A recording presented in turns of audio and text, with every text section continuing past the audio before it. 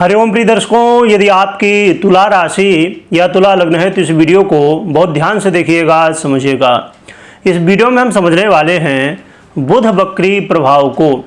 ग्रहों के युवराज अब वक्री होने जा रहे हैं, तो इसका प्रभाव हमारे जीवन में क्या पड़ेगा, क्योंकि बुध की ये जो स्थिति बनने जा रही है ये बड़ी ही महत्वपूर्ण है।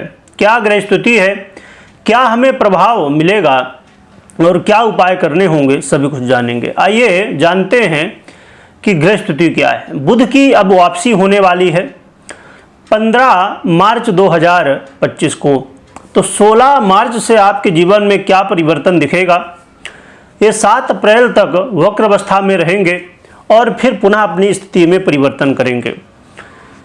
तो देखा जाए तो ये अपनी नीच की राशि मीन राशि यानी देवगुरु बृहस्पति की साधारण राशि में भी गोचर कर रहे हैं। अब वक्र अवस्था में जाने की वजह से ये कुंभ का फल देंगे और कुंभ का फल देना बहुत ही अच्छा माना जाएगा, क्योंकि ये मीन की जगह कुंभ का फल देंगे, यानी नीच की जगह शनिदेव की राशि मूल त्रिकोण राशि का फल देंगे। इसके अलावा यहाँ पर शुक्र भी वक्र अवस्था में हैं और शनि पहले से ही गोचर कर रहे हैं, जिससे कि यहाँ पर व्यापार योग और लक्ष्मी नारायण योग का निर्माण भी हो जाएगा। तो ये भी बड़ी श्रेष्ठ स्थिति है। और तुला वालों के लिए देखा जाए तो आपके ये भाग्येश भी हैं और आपके बेस भी हैं, और जब कुंभ का फल देंगे तो ये पंचम भाव का फल देंगे।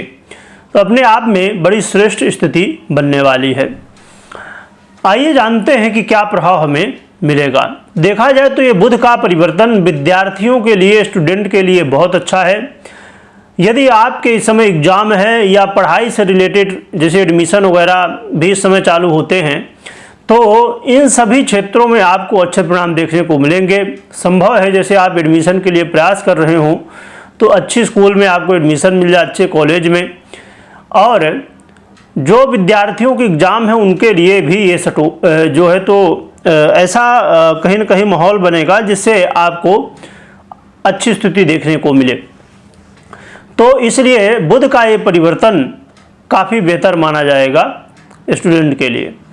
इसके अलावा जो लव पार्टनर हैं, यदि आपके जीवन में कहीं ना कहीं वाद विवाद अनबन की स्थिति बनी हुई थी तो इसमें भी अब ये सब स्थितियां सुधरेंगी और आपको राहत देखने को मिलने वाली है। तो बुध का परिवर्तन लव पार्टनर के लिए बड़ा ही श्रेष्ठ रहेगा, क्योंकि शुक्र भी अपना प्रभाव दे रहे होंगे और बुध भी। तो इससे आपके जीवन में नई शुरुआत पुनः हो सकती है। बुध की ये वापसी कहीं ना कहीं आपको लाभ देने वाली है। जो लोग शेयर मार्केट इत्यादि से संबंध रखते हैं, लॉटरी जुआ सट्टा इत्यादि से, ऐसे लोगों के लिए भी ये समय लाभदायक सिद्ध होने वाला है। परंतु लॉटरी जुआ सट्टा शेयर मार्केट इत्यादि ये सभी क्षेत्र बहुत रिस्क के हैं, तो आपको हर एक तरह से जानने समझने के बाद उसके बाद ही निर्णय आपको लेना चाहिए। इसके अलावा धन में आ रही समस्याएं भी दूर होंगी। यदि पैसे आने के मार्ग कहीं ना कहीं बंद हो रहे थे तो पुनः ये खुलेंगे और धन आगमन की स्थिति भी होने वाली है, धन लाभ भी होने वाला है।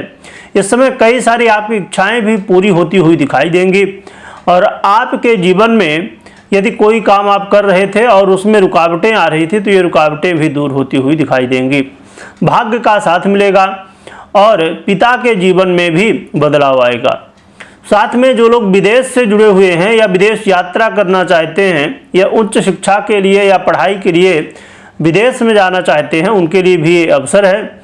और विदेश से जुड़े हुए व्यापारी के रूप में हो, चाहे आप नौकरी करते हो, तो आपको यहाँ पर धन लाभ की स्थिति देखने को मिलने वाली है। तो देखा जाए तो बुध का ये परिवर्तन आपके जीवन में बड़ा महत्वपूर्ण और पॉजिटिव प्रभाव देने वाला रहने वाला है। यदि ससुराल पक्ष से जुड़ी हुई कोई समस्याएं थी तो इनमें भी अब राहत देखने को मिलेगी। तो बुध का परिवर्तन बड़ा ही श्रेष्ठ है।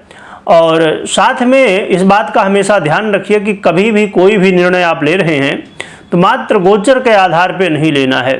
आपने जो प्रभाव सुना ये गोचर के आधार पर है, तो आपको अपनी पर्सनल जन्म कुंडली का विश्लेषण करवाना चाहिए या तो करना चाहिए। इसके बाद ही निर्णय लेना चाहिए। रही बात कि फिर इसका क्या मतलब रह जाता है यदि हमें पर्सनल जन्म कुंडली ही देखना है, तो देखा जाए तो 50% ये गोचर का प्रभाव और 50% आपकी पर्सनल जन्म कुंडली का प्रभाव आपको देखने को मिलता है।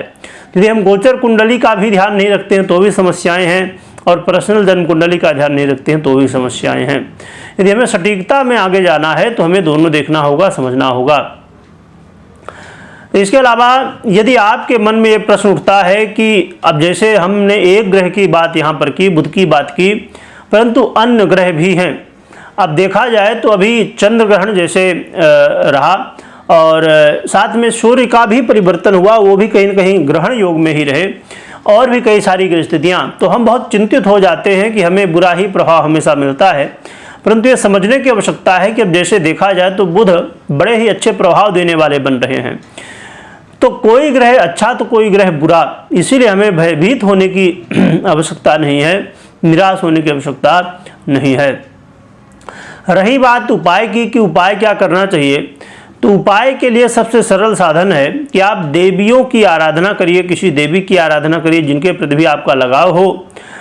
और आप यदि कोई नहीं कुछ समझ में नहीं आता तो आप माँ जगदम्बा की आराधना कर सकते हैं।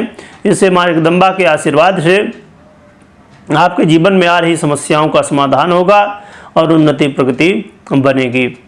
कमेंट में जय माता जी लिखिएगा, लिखने के साथ स्मरण करिएगा। वीडियो देखने के लिए बहुत बहुत धन्यवाद।